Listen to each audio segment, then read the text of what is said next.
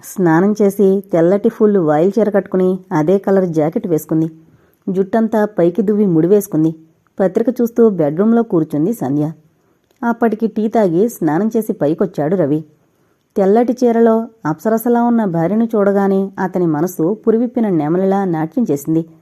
వారం రోజుల తర్వాత భార్యను చూడడం వలన సంధ్య పట్ల ప్రేమ, అనురాగం, కోరిక అన్నీ ఒకదాంతో ఒకటి పోటీ పడ్డాయి.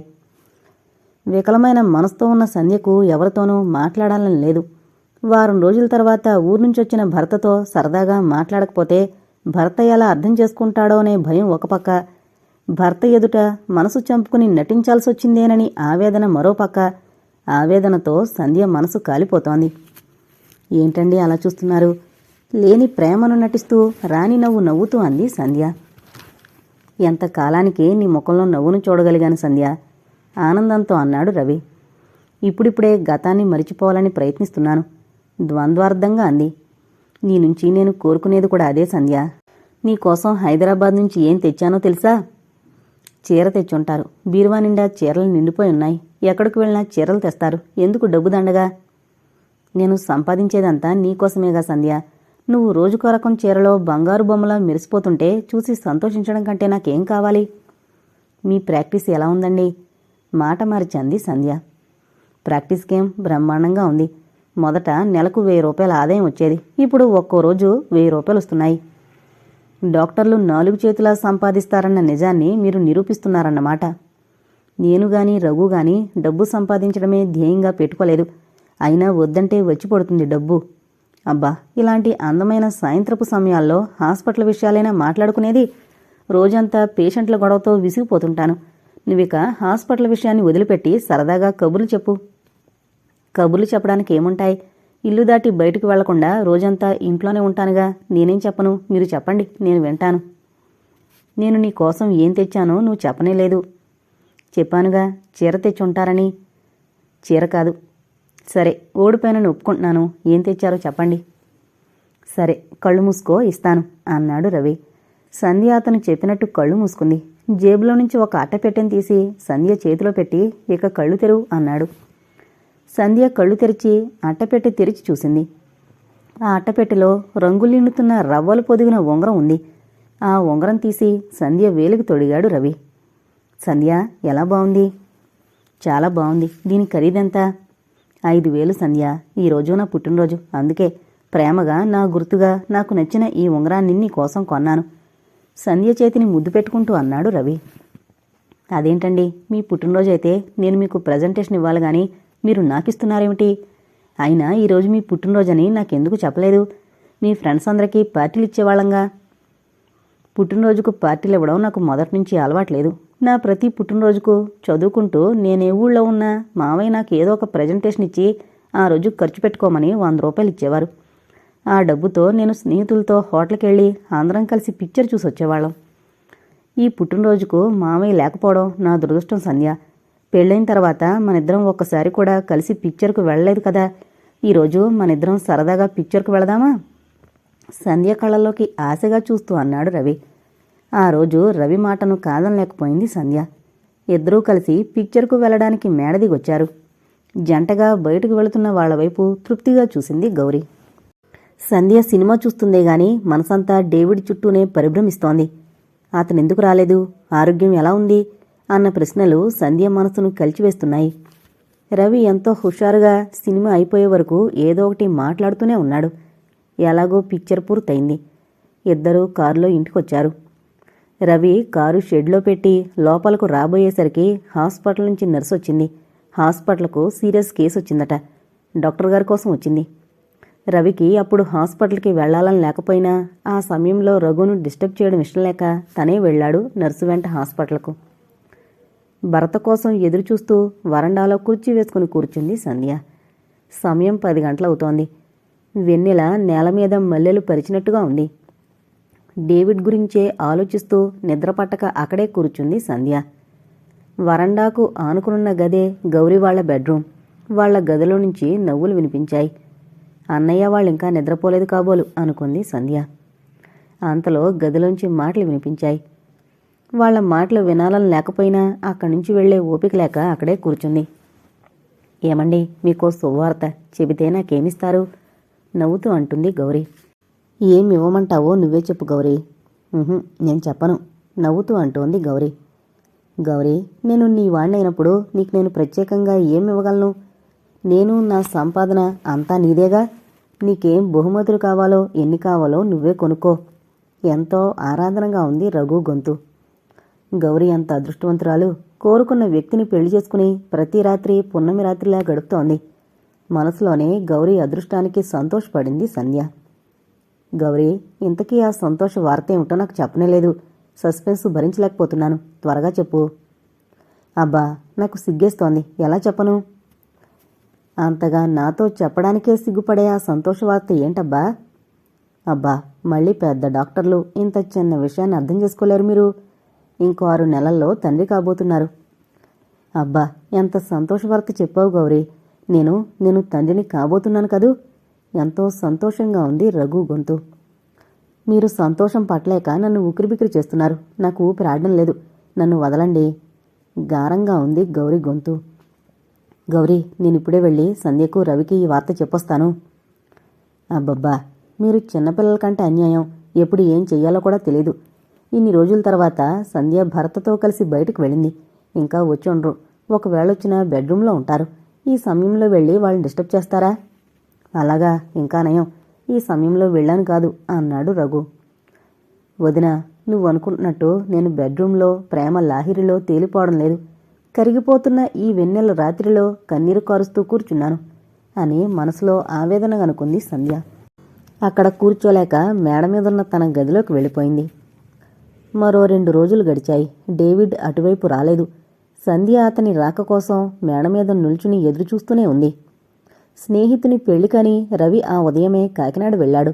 డేవిడ్ని కలుసుకోవడానికి అతని ఇంటివైపు వెళ్ళింది సంధ్య. డేవిడ్ ఉండే పోర్షన్కు తాళం పెట్టుంది. పక్కవాట తలుపుకు కూడా తాళం పెట్టి ఉండడంతో నిరాశతో ఇంటికొచ్చింది సంధ్య. సమయం రాత్రి 8 గంటలయింది. ఆరుబయట లాన్లో కూర్చుంది సంధ్య. అప్పుడే హాస్పిటల్ నుంచి వచ్చిన రఘు బట్టలు కూడా మార్చుకోకుండా చెల్లెలికి ఎదురుగా కూర్చున్నాడు. అన్నయ్య ముఖం చూడగానే ఎందుకో బాధపడుతున్నట్టుగా అనిపించింది సంధ్యకు. అయినా తానుగా కారణం అడగలేక తల వంచుకుని కూర్చుంది. సంధ్య అని పిలిచాడు. ఆ పైన అసలు విషయం సంధ్యతో ఎలా చెప్పాలో అర్థం కాలేదు రఘుకు.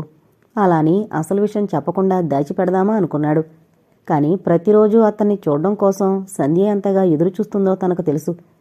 ఎప్పుడో ఒకసారిగా చెప్పే కంటే సంధ్యతో ఇప్పుడు చెప్పడమే మంచిదనుకున్నాడు. ఏంటన్నయ్య, ఏదో చెప్పాలని పిలిచి ఆగిపోయావేం? చెప్పన్నయ్యా. సంధ్య, చూడమ్మా, జనన మరణాలు మానవుడికి సహజం. కాకపోతే కొందరు ముందుగా వెళుతుంటారు, మరికొందరు కాస్త ఆలస్యంగా వెళుతుంటారు. అంతే తేడా. డాక్టర్స్గా మేమెన్నో మరణాలు చూస్తుంటాం. అందుకే మమ్మల్ని ఇలాంటి విషయాలు కదిలించలేవు. అన్నయ్య, ఇప్పుడు ఈ విషయాలు ఎందుకు చెబుతున్నావు? నాకు అర్థం కావడం లేదు, భయంగా అంది సంధ్య. సృష్టి లీలలేంటో అర్థం కావమ్మా. నేరం చేసేది ఒకరు, అందుకు శిక్ష అనుభవించేది మరొకరు. తప్పు నువ్వు చేస్తే శిక్ష డేవిడ్ అనుభవిస్తున్నాడు. చెల్లెలి ముఖంలోకి చూడలేక మరో దిక్కుకు చూస్తూ బాధగా అన్నాడు రఘు. అన్నయ్య, డేవిడ్కి ఏం జరిగింది? అతను క్షేమంగా ఉన్నాడా? త్వరగా చెప్పన్నయ్యా, భయంగా ఆదుర్దాగా అడిగింది సంధ్య. కంగారు పడకమ్మా, ఆ విషయమే నీతో ఎలా చెప్పాలని ఆలోచిస్తున్నాను. ఆ రోజు నేనెంత చెప్పినా నువ్వు వినలేదు. పిరికితనంతో నీ జీవితం పాడు చేసుకున్నావు. నిన్ను ప్రేమించిన నేరానికి డేవిడ్ బ్రతుకును బండ్లపాలు చేశావు, ఆవేదనగా అన్నాడు రఘు. అన్నయ్య, అసలేం జరిగిందో త్వరగా చెప్పు. డేవిడ్ ఆరోగ్యం పూర్తిగా దెబ్బతిందమ్మా. వారం రోజుల నుంచి జ్వరంతో మూసిన కన్ను తెరవకుండా పడున్నాడట.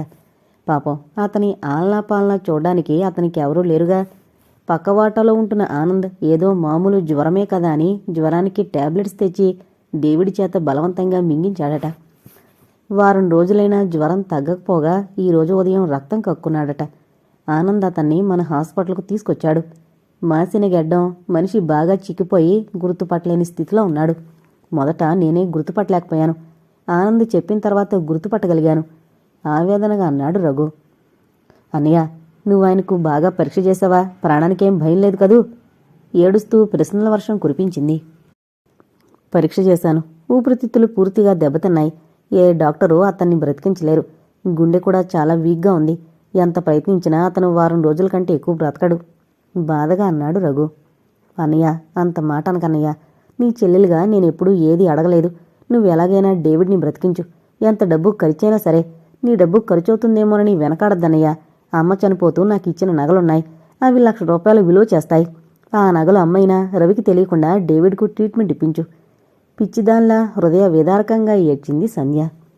అలా ఏడుస్తున్న చెల్లెల్ని ఎలా ఓదార్చాలో కూడా అర్థం కాక భరించలేని బాధతో చెల్లెల్ని చూస్తూ అలాగే కూర్చున్నాడు రఘు. ఆ సమయంలో మనసులోని బరువు తగ్గిపోయేలా సంధ్యను ఏడవనీయడమే మంచిదనుకున్నాడు. అన్నయ్య, డేవిడ్కేం భయం లేదు. నేను బ్రతికిస్తానని చెప్పన్నయ్య. ఇప్పటికీ డేవిడ్ను నేనెంతగా ప్రేమిస్తున్నానో నీకు తెలీదు. అతను చచ్చిపోతే నేను బ్రతకలేనన్నయ్య. అతి దీనంగా ఏడుస్తూ అంది. నీ ఆవేదన నేను అర్థం చేసుకోలేనమ్మా. అతను బ్రతుకుతాడనుకుంటే నాకున్న ఆస్తినంతటినీ ఖర్చు పెట్టైనా నీ సంతోషం కోసం అతన్ని బ్రతికించగలిగేవాణ్ణి. అతని 1 వారం రోజుల కంటే ఎక్కువ ఆ భగవంతుడు కూడా బ్రతికించలేడు. అతని శరీరంలో ముఖ్యమైన భాగాలు దెబ్బతిన్నాయి. అన్నయ్య, డేవిడ్ 1 వారం రోజుల కంటే ఎక్కువ బ్రతకడా? నా కళ్ళ ముందే నేను ప్రాణం కంటే ఎక్కువగా ప్రేమిస్తున్న నా డేవిడ్ చచ్చిపోతాడా? పైకి చూస్తూ పిచ్చిదాన్లా తనలో తను అనుకుంది సంధ్య. అతను మరణిస్తే సంధ్యకు మతిపోదు కదా అని భయపడ్డాడు రఘు.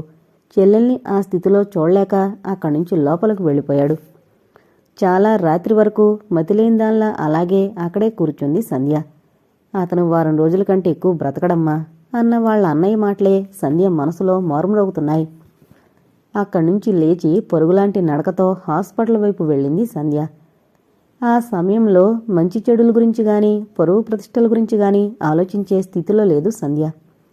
అక్కడ పనిచేసే 2 డాక్టర్స్కి, ఒక డాక్టర్కు చెల్లెలు, మరో డాక్టర్కి భార్య సంధ్య అన్న సంగతి హాస్పిటల్ స్టాఫ్ అందరికీ తెలుసు. ఆ సమయంలో సంధ్య అలా రావడంతో హాస్పిటల్ స్టాఫ్ అంతా ఎంతో ఆశ్చర్యపోయారు. హాస్పిటల్ వాతావరణం అంతా ప్రశాంతంగా ఉంది. అక్కడ వరుసగా చాలా గదులున్నాయి. డేవిడ్ ఏ గదిలో ఉన్నాడో సంధ్యకు తెలియదు. అందువలన స్టాఫ్ నర్సును పిలిచి అడిగింది. నర్సు వినయంగా డేవిడ్ ఉన్న గదిని చూపించి వెళ్ళింది. అదురుతున్న గుండెలతో ఆ గదిలో కడుగు పెట్టింది సంధ్య.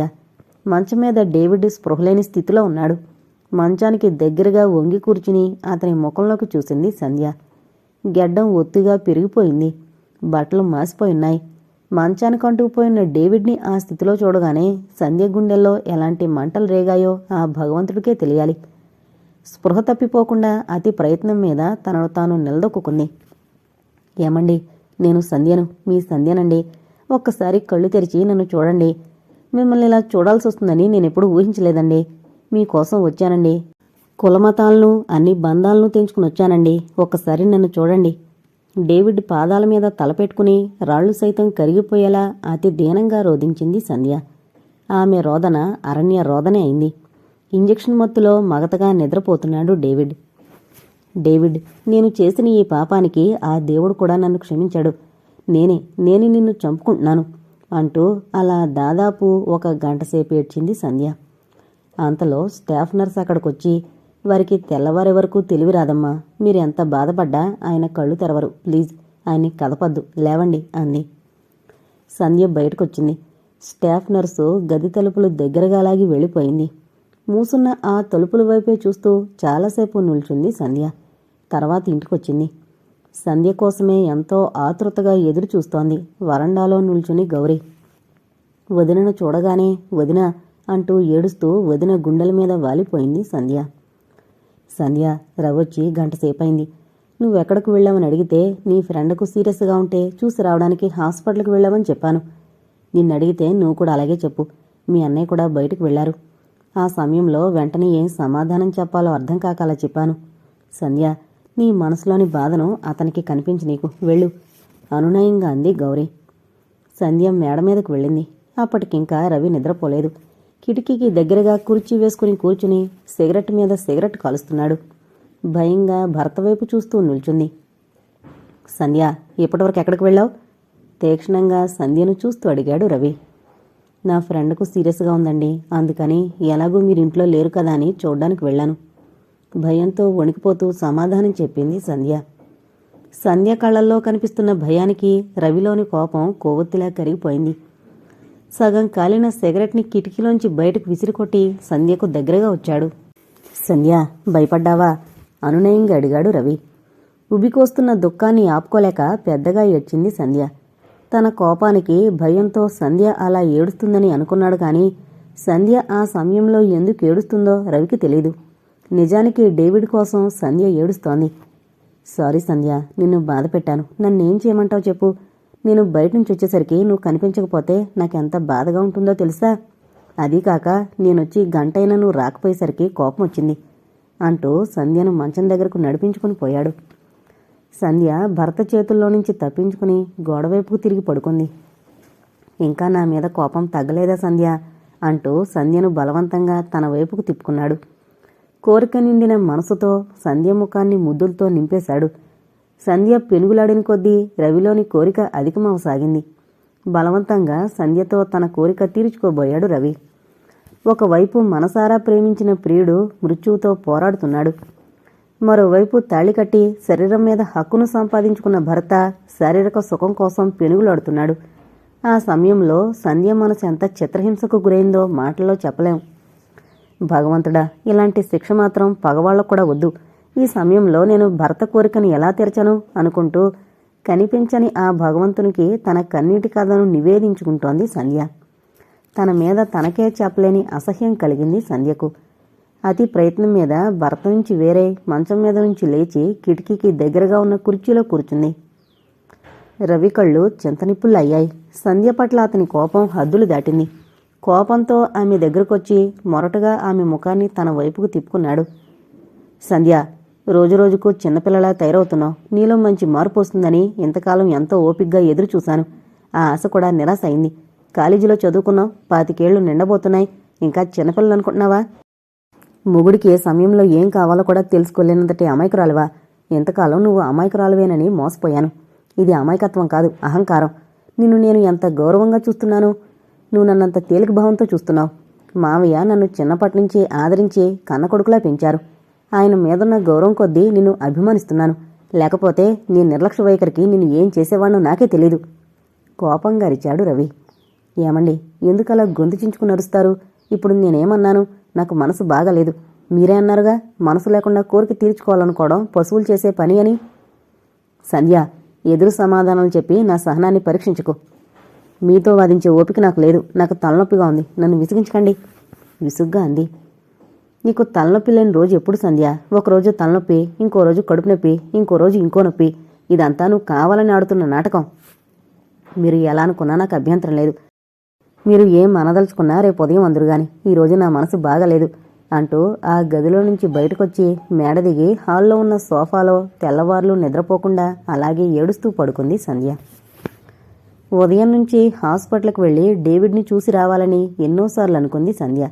కానీ ఆ టైంలో రవి ఉంటాడని, రవి భోజనానికి వచ్చిన సమయంలో తను హాస్పిటల్కు వెళ్ళి రావాలనుకుంది. ఎప్పుడు 1 గంట అవుతుందా అని ఉదయం 9 గంటల నుంచి ఎదురుచూస్తూ కూర్చుంది సంధ్య. ఆ రోజు మామూలుగా రవి హాస్పిటల్కి వెళ్ళాడు. రఘు కన్సల్టింగ్ రూంలో లేడు. స్టాఫ్ నర్సును అడిగితే డాక్టర్ గారు హాస్పిటల్కి వచ్చిన దగ్గర నుంచి 5వ నెంబర్ పేషెంట్ ఉన్న రూంలోనే ఉన్నారని చెప్పింది. ఉదయం నుంచి రఘు ఆ రూంలోనే ఉన్నాడా? ఏం, ఆ పేషెంట్కు సీరియస్గా ఉందా? అవునండి, సీరియస్గానే ఉంది. ఆ పేషెంటు రఘుకు తెలిసిన వాళ్ళ? ఆశ్చర్యంగా అడిగాడు రవి. ఎందుకంటే ఎంత సీరియస్ కేసైనా గంటల తరబడి పేషెంట్ దగ్గరే కూర్చోరు. ఉదయం నుంచి మిగతా పేషెంట్స్ను చూడకుండా ఆ పేషెంట్ దగ్గరే రఘు ఉన్నాడంటే ఆ పేషెంటు రఘుకు తెలిసేమో అనుకున్నాడు. రవి మిగతా పేషెంట్స్ను చూడడం మొదలుపెట్టాడు. అందర్నీ చూడడం పూర్తి చేసేసరికి టైము మధ్యాహ్నం 1 గంట దాటింది. రఘు ఆ పూట కన్సల్టింగ్ రూంలోకే రాలేదు. హాస్పిటల్ నుంచి ఇంటికి వెళ్లబోతూ 5వ నెంబర్ రూంలో రఘు ఉన్నాడేమోనని కబురు చేశాడు రవి. రఘు లేడు. రఘు డాక్టర్ గారు పెద్ద డాక్టర్ గారితో మాట్లాడి రావడానికి వెళ్లారని చెప్పింది స్టాఫ్ నర్సు. రఘు అంత ఇంట్రెస్ట్గా చూస్తున్న ఆ పేషెంట్ ఎవరా అని ఆ పేషెంట్ను చూడ్డానికి 5వ నెంబర్ రూమ్ వైపు వెళ్లాడు. రవి చదువు కారణంగా దాదాపు 5-6 సంవత్సరాలు ఇంట్లో లేకపోవడం వలన జరిగిన సంగతులేవి అతనికి తెలియవు.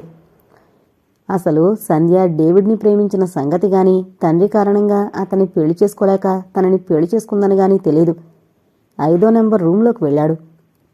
తైల సంస్కారం లేని జుట్టు, మాసిన గెడ్డం, వాసన కొడుతున్న మురికి బట్టలతో పిచ్చివాళ్లా ఉన్నాడు పేషెంటు. ఈ బికారి వెధవ మీద రఘుకాంత్ ఇంట్రెస్ట్ ఏంటి అనుకున్నాడు. ఈ పేషెంట్ కోసమే రఘు పెద్ద డాక్టర్ దగ్గరకు వెళ్ళాడా అనుకున్నాడు. తన అనుమానాన్ని తీర్చుకోవడానికి కాంపౌండర్ని పిలిచి, రఘు ఇతని గురించేనా పెద్ద డాక్టర్ గారి దగ్గరకు వెళ్ళిందని అడిగాడు. అవును డాక్టర్ గారు, వీరు రఘు బాబు గారికి బాగా దగ్గర చుట్టాలనుకుంటాను. పేషెంట్ను ఇక్కడికి తీసుకొచ్చిన దగ్గర నుంచి ఈయన్ని బ్రతికించాలని ఎన్నో ప్రయత్నాలు చేస్తున్నారు. ఈయనకు కావలసిన మందులన్నీ డాక్టర్ గారే తెప్పించారు.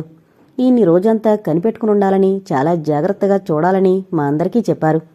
ఈయన్ని గురించి సంప్రదించడానికే డాక్టర్ గారు పెద్ద డాక్టర్ గారి దగ్గరకు వెళ్లారు అని చెప్పాడు వినయంగా కాంపౌండర్.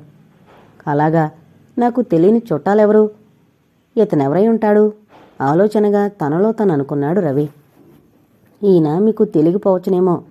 ఈయన్ని గారిని చూడ్డానికి రాత్రి అమ్మగారు కూడా వచ్చారు డాక్టర్ గారు. ఈయన్ని చూసి ఒకటే ఏడుపు.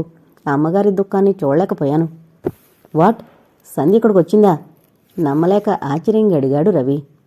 అవును డాక్టర్ గారు, అమ్మగారు రాత్రి 10 గంటలకు ఈయన్ని చూడ్డానికి వచ్చారు. వచ్చిన దగ్గర నుంచి ఒకటే ఏడుపు. దాదాపు రాత్రి 1 గంట వరకు ఇక్కడే ఉన్నారు అన్నాడు ఎంతో వినయంగా కాంపౌండర్.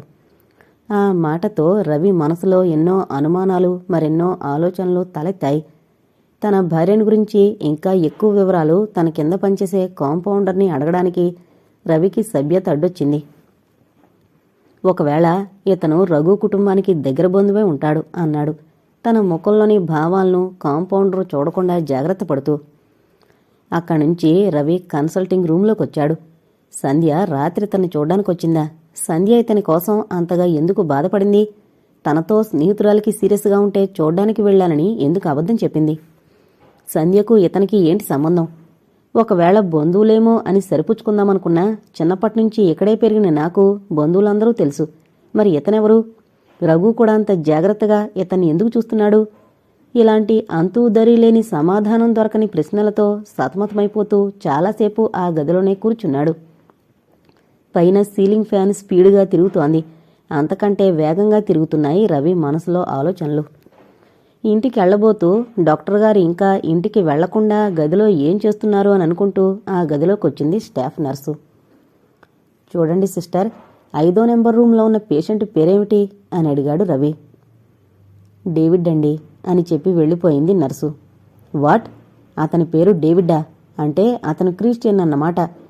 క్రిస్టియన్స్ను పాలేర్లుగా పెట్టుకోవడానికి కూడా మావయ్య ఒప్పుకునేవాళ్లు కాదే. అలాంటిది అతని కోసం రఘు ఎందుకింత శ్రమ పడుతున్నాడు? సంధ్య ఎందుకంత బాధపడుతోంది? ఈ 2 ప్రశ్నలే రవి మనసును దహించి వేస్తున్నాయి. భరించలేని ఆవేదనతోనూ, ఆ ప్రశ్నలకు సంధ్యనడిగే సమాధానం తెలుసుకోవాలన్న ఆతృతతోనూ అక్కడి నుంచి ఇంటికొచ్చాడు రవి. రవి భోజనానికొస్తే ఆ సమయంలో తను వెళ్లి డేవిడ్ను చూసి రావాలని ఎదురుచూస్తున్న సంధ్య భర్త రాక కోసం ఎదురుచూస్తూ వరండాలోనే కూర్చుంది. రవి వరండా దగ్గరకు రాగానే, ఏమండి, నేను మా ఫ్రెండ్ ఇంటికి వెళుతున్నాను. టేబుల్ మీద అన్నీ సర్దిపెట్టున్నాయి, భోంచేయండి, నేను అరగంటలో వచ్చేస్తాను అంటూ బయటకు వెళ్లబోయింది సంధ్య. ఆగు, సింహంలా గర్జించాడు రవి. రవి ముఖంలోకి చూసిన సంధ్య అతని ముఖంలో కనిపిస్తున్న మార్పుకు ఆశ్చర్యపోతూ అలాగే నిల్చుంది. సంధ్య, నీతో మాట్లాడాలి, పైకి రా. నాతో సాయంత్రం తీరిగ్గా మాట్లాడుదురుగాని ముందు వెళ్ళి భోంచేయండి, నేను ఈలోగా వెళ్ళి మా ఫ్రెండ్ను చూసొస్తాను. సంధ్య, పైకిరా అంటూ సంధ్యకు మాట్లాడే అవకాశం ఇవ్వకుండా కోపంగా పైకి వెళ్ళిపోయాడు రవి. అతను ఎందుకలా ఉన్నాడా అని ఆశ్చర్యపోతూ సంధ్య పైకి వెళ్ళింది. రవి బట్టలు మార్చుకోకుండా సిగరెట్ వెలిగించి కిటికీలో నుంచి బయటకు చూస్తూ నిల్చున్నాడు. భర్తను పలకరించే ధైర్యం లేక పక్కలు సర్దుతూ ఉంది సంధ్య. సంధ్య, నువ్వు రాత్రి ఎక్కడికి వెళ్ళావు? సాధ్యమైనంత సౌమ్యంగా అడిగాడు రవి. చెప్పానుగా, మా ఫ్రెండ్ను చూడ్డానికి వెళ్ళానని. తన కంగారును పైకి కనిపించకుండా జాగ్రత్త పడుతూ అంది సంధ్య. ఆ ఫ్రెండు ఆడా లేక మగా? వ్యంగ్యంగా అడిగాడు రవి. ఆడవాళ్లకు మగవాళ్లు స్నేహితులు ఉండకూడదా? నిన్ను చూసిన తర్వాత ఆ మాట నేను అనగలనా? కటువుగా అన్నాడు రవి. నువ్వు రాత్రి వెళ్ళింది మన హాస్పిటల్కేనా? అవును. నీ స్నేహితుణ్ణి చూడ్డానికి అర్ధరాత్రి వెళ్ళావు కదూ? వ్యంగ్యంగా అన్నాడు రవి. అవును, నేను బిఏ చదివాను, క్లాస్మేట్స్ తెలిసిన వాళ్ళు ఉంటారు. కోపాన్ని అదుపులో పెట్టుకుంటూ అంది సంధ్య. ఆ డేవిడ్ నీకు ఎలా పరిచయమో నేను తెలుసుకోవచ్చా? నేను కాలేజీలో చేరిన దగ్గర నుంచి నాకు క్లాస్మేట్, మంచి స్నేహితుడు. ఎప్పుడో కాలేజీలో క్లాస్మేట్ అయిన అతన్ని చూడ్డానికి అర్ధరాత్రి హాస్పిటల్కు వెళ్లడం, గంటల తరబడి ఏడవడం, నాతో అబద్ధం చెప్పడం, ఇవన్నీ క్లాస్మేట్ కోసం చేసినవేనా? ఏమండి, ఏంటి మీరనేది? సంధ్య, నన్నింకా మోసం చేయాలని ప్రయత్నించకు. నీకు అతనికి మధ్య ఉన్న సంబంధం ఎటువంటిది?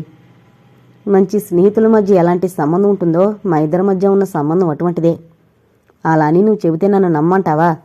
కటువుగా అన్నాడు రవి. నిజం చెప్పినా నమ్మకపోతే నేనేం చేయగలను? మిమ్మల్ని నమ్మించాలని ప్రయత్నించడం నా వివేకమే అవుతుంది. నువ్వు మాటలు నేర్చిన చిలకో, మాటలతో మనుషులను గారడీ చేస్తావు. సంధ్య, నిజం చెప్పు, నీకు అతనికి ఏంటి సంబంధం?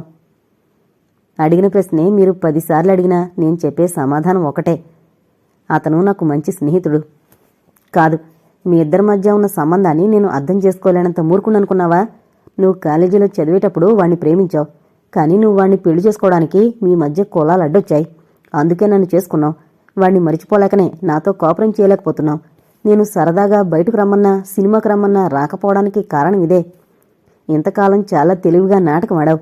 ఈరోజు నీ నాటకం బయటపడింది. వాణ్ణి ప్రేమించిందానివి నన్నెందుకు పెళ్లి చేసుకున్నావు? ఛీ, నువ్వెంత నీచానికి దిగజారేదానివని నేనెప్పుడూ ఊహించలేకపోయాను. అంతవరకు వచ్చిన తర్వాత భర్త తనకు డేవిడ్కు నీచ సంబంధం అంటగడుతున్నప్పుడు నిజం చెప్పడమే మంచిదనుకుంది సంధ్య. అందుకే తనకు డేవిడ్కు కాలేజీలో పరిచయం, ఆ పరిచయం ప్రేమగా మారడం, వాళ్ళిద్దరి పెళ్లికి వాళ్ళ నాన్నగారు ఒప్పుకోకపోవడం వరకు జరిగిందంతా చెప్పింది సంధ్య. నువ్వు ఎంతకైనా తెగిపోతావు, కటువుగా అన్నాడు రవి. ఏమండి, నా మాంగళ్యం మీద ప్రమాణం చేసి చెబుతున్నా, మా ఇద్దరి మధ్య ఉన్న అనుబంధం స్నేహానుబంధం మాత్రమేనండి. నన్ను నమ్మండి, కన్నీటితో ప్రాధేయపడుతూ అంది సంధ్య. సంధ్య, తను ప్రాణ సమానంగా ప్రేమించే భార్య మనసులో తను కాక మరో వ్యక్తికి స్థానం ఉందని తెలిసినప్పుడు ఆ మగవాడి మనసెంత చిత్రహింసకు గురవుతుందో నీకు తెలీదు. చిన్నప్పటి నుంచి నిన్ను చూస్తున్నా నువ్వెంతో అమాయకురాలివి అనుకున్నాను, కానీ ఇలా మనుషుల జీవితాలతో ఆడుకునేదాను అనుకోలేదు. నిన్ను భారీగా నేను మనసారా ప్రేమించలేకపోయినా పరువు ప్రతిష్టల కోసమైనా మనిద్దరం భార్యాభర్తలుగా నటించాలి, కటువుగా అన్నాడు రవి. ఏమండి, ఇలా మాటలతో నన్ను చిత్రవధ చేసి చంపకండి. మిమ్మల్ని మోసం చేయాలన్న దురుద్దేశం నాకుంటే జరిగిందంతా మీకెందుకు చెబుతానండి? సంస్కార హృదయంతో నన్ను అర్థం చేసుకుంటారన్న ఆశతో మీతో జరిగిందంతా చెప్పాను. నా మనసును అర్థం చేసుకోండి, ప్రమాణం చేసి చెబుతున్నాను, ఏడుస్తూ అంది సంధ్య. సంధ్య, గతాన్ని కెలుకుతూ నా గుండెల్లో మరింత గాయాన్ని చేయకు. నువ్వు ఈ రోజు నుంచి హాస్పిటల్కు వెళ్ళడానికి వీల్లేదు. అది నా పరువు ప్రతిష్టలకు సంబంధించిన విషయం. ఆ బికారి వెధవ కోసం నువ్వు ఏడుస్తుంటే చూసిన వాళ్ళు ఎవరైనా ఏమనుకుంటారు? నిన్ను కోరేది ఒకటే, దయచేసి నా పరువు ప్రతిష్టలను బజార్కెక్కించుకో అంటూ అక్కడి నుంచి వెళ్ళిపోయాడు రవి. పిచ్చిదానిలా ఏడుస్తూ అక్కడే కూర్చుండిపోయింది సంధ్య. ఆ రోజు హాస్పిటల్కు వెళ్ళలేదు. ఆ రాత్రి కూడా చాలా పొద్దుపోయిన తర్వాత ఇంటికొచ్చాడు రవి. భోజనం కూడా చేయలేదు. రవి సంధ్యను పలకరించలేదు, సంధ్య రవిని పలకరించలేదు. ఎవరికి వారు మనసులో బాధపడుతూ ఆ రాత్రంతా నిద్రపోలేదు. రెండో రోజు హాస్పిటల్కు వెళ్ళడానికి తయారై బయటకొచ్చాడు రఘు. రఘు బయటకు రావడం చూసి రవి కారు బయటకు తీసి స్టీరింగ్ ముందు కూర్చున్నాడు. రఘు కూర్చోగానే కారు స్టార్ట్ చేశాడు రవి. కారును హాస్పిటల్ వైపుకు పోనీకుండా మరోవైపుకు పోనిస్తున్నాడు. రవి, ఎక్కడికి ఇటు తీసుకువెళుతున్నావు? 10 నిమిషాలు నీతో మాట్లాడాలి అంటూ రోడ్డు పక్కగా కారాపాడు. ఏంటి రవి, ఎక్కడ కారాపావు? 10 నిమిషాల్లో నేను హాస్పిటల్కు తీసుకువెళతాను. రఘు, నువ్వు డేవిడ్కు ట్రీట్మెంట్ ఇవ్వడానికి వీల్లేదు. అతన్ని ఈరోజే మన హాస్పిటల్ నుంచి పంపించేయి అన్నాడు రవి. రవికి డేవిడ్ విషయం తెలిసిపోయిందనుకున్నాడు రఘు. రవి, నీకేమైనా మతిపోయిందా? నువ్వు డాక్టర్వేనా?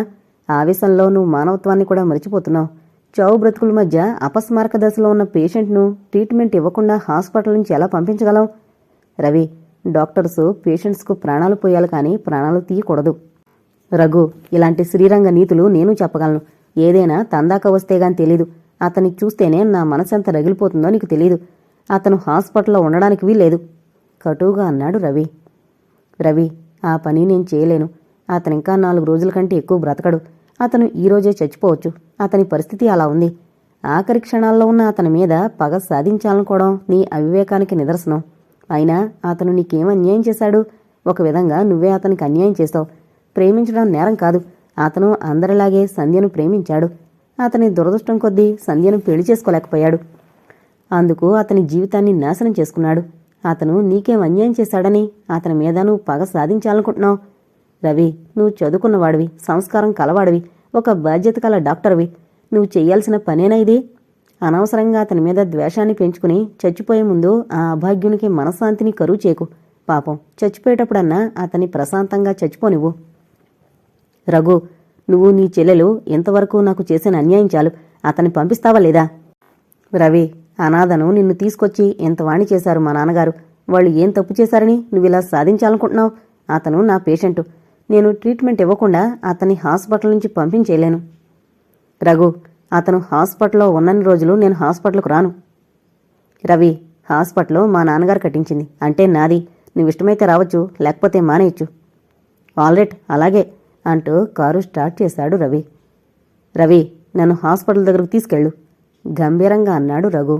రఘు ముఖం చూసి ఏం మాట్లాడలేక కారును హాస్పిటల్ వైపు పోనిచ్చాడు రవి. హాస్పిటల్ ముందు కారు ఆపాడు రవి.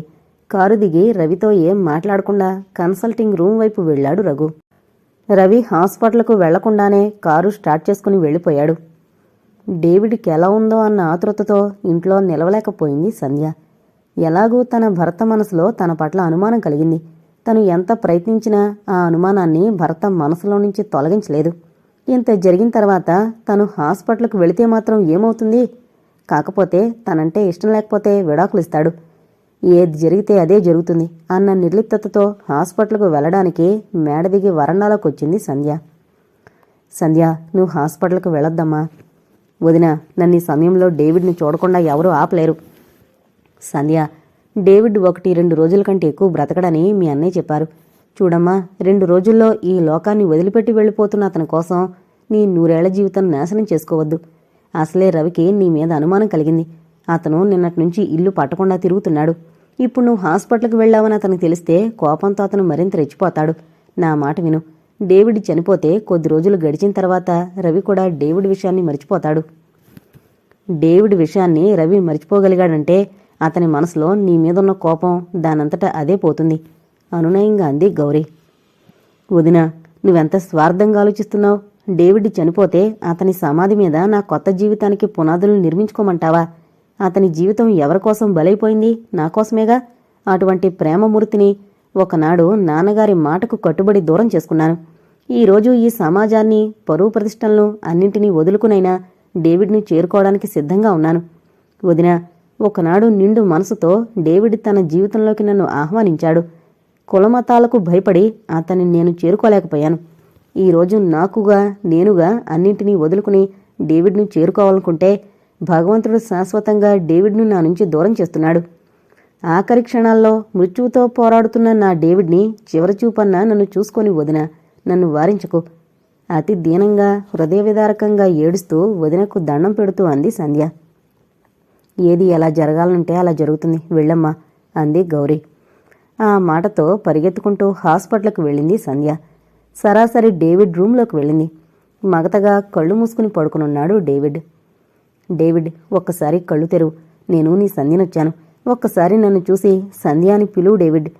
ఏడుస్తూ డేవిడ్ మంచం దగ్గర కూర్చుని అతని కాళ్ళు పట్టుకుని అంది సంధ్య. మగతగా కళ్ళు తెరిచిన డేవిడ్ తన కళ్లను తనే నమ్మలేకపోయాడు. ఆశ్చర్యంతోనూ అంతకు మించిన సంతోషంతోనూ సంధ్య అన్నాడు.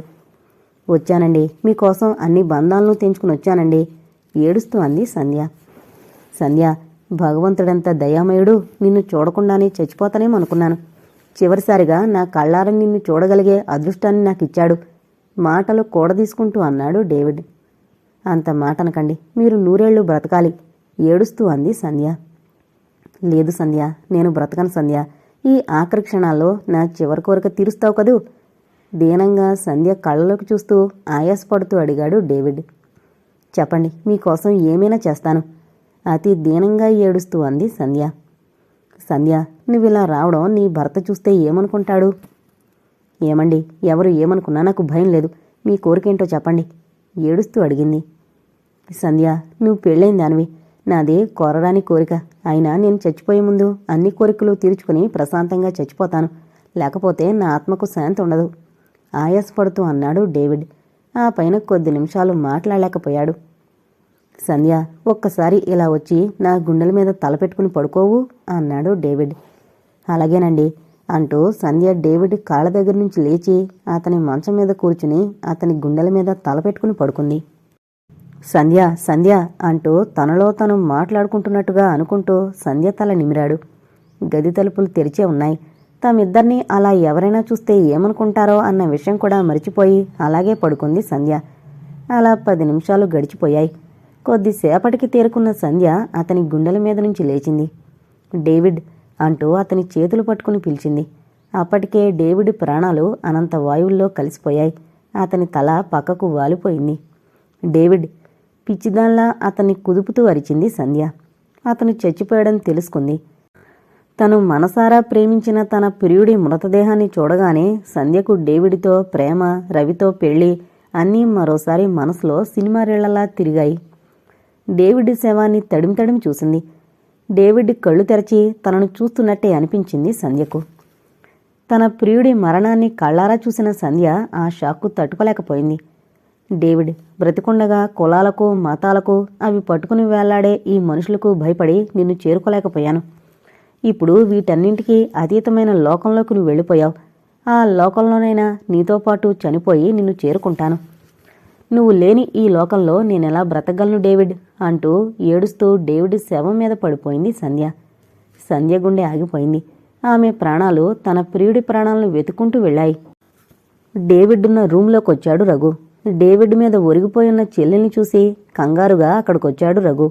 సంధ్య అంటూ చెల్లెల్ని లేపబోయాడు. సంధ్య శవం డేవిడ్ పక్కన ఒరిగిపోయింది. అమ్మా సంధ్య, ఈ మనుషుల మధ్య బ్రతకలేక నువ్వు నీ ప్రియుని వెతుక్కుంటూ వెళ్ళిపోయావా? బ్రతికుండగా నీకోసం నేనేమీ చేయలేకపోయాను. చనిపోయిన తర్వాత ఇప్పుడు మీ శవాలను కలిపి దహనం చేస్తానమ్మా. అంతకంటే ఈ అన్నయ్య నీకోసం ఏం చేయగలడు అనుకుంటూ పిచ్చివాడిలా ఏడుస్తూ శవాల మీద దుప్పటి నిండుగా కప్పాడు డాక్టర్ రఘు. ఇంతటితో సంధ్యా సమయంలో అనే నవల కంప్లీట్ అయిందండి. దయచేసి మన ఛానల్ను అందరూ సబ్స్క్రైబ్ చేసుకోగలరు. Thank you.